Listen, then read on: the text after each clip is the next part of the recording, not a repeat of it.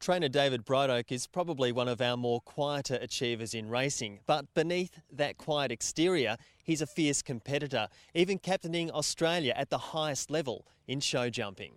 I was at the elite level in the show jumping world for a long time, probably 20 odd years, and spent quite a bit of time in Europe and was on various teams in America and a lot of travelling teams to New Zealand as well, which was always fun.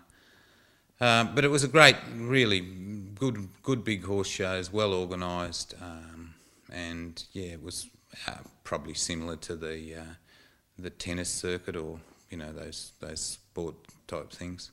The bond between horse and human is so important in achieving success, and there's no better example than David's experience in 1979 at the Royal Melbourne Show.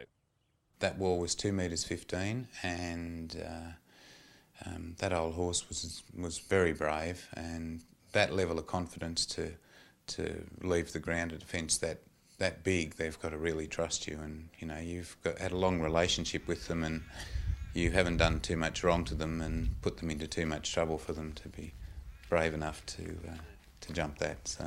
Becoming involved in jumps racing was a logical step for David when he became a trainer.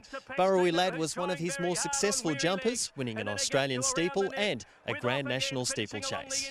But it looks to be Burrowy Lord here with about 150 metres to go. He's about 7 lengths, he's tired. Off again is starting to make a lot of ground in him along the inside. 100 metres to go. Burrowy Lord, he's dead on his feet. He's 4 lengths. Off again is getting out of the ground. Burrowy Lord is walking. He's holding on. He'll get there. Burrowy Lord beat off again. He was a really good jumper and a good horse to train.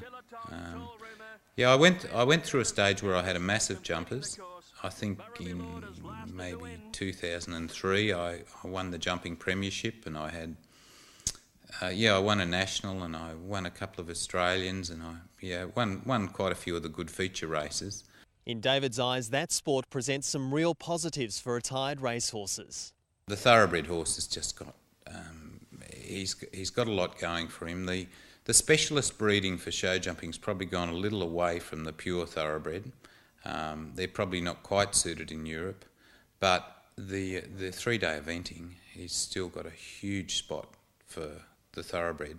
And I think it's only a matter of a couple of weeks ago, badminton was won by a New Zealand thoroughbred horse, and the stamina, they just keep on going when the others knock up. David believes every stable needs a box office horse, and for him that's Dance With Her, a mare that won a Warrnambool Cup and other major staying races. Yeah, she's a good one. Yeah, I've had some really good horses over the years and won some great races. I've kept quite a few of the good mares that I've raced, and I've had a bit of success with some of the stock I've bred, and I get quite good satisfaction from those good mares that I have raced and trained, mating them properly and or mating them to some decent horses and getting a result's been quite good, quite satisfying, because it's very competitive. There's a lot of good trainers out there, and there's a lot of really well-bred horses, and it's hard to get there. And Melbourne is such a great place to compete. It's good tracks, good trainers and good horses.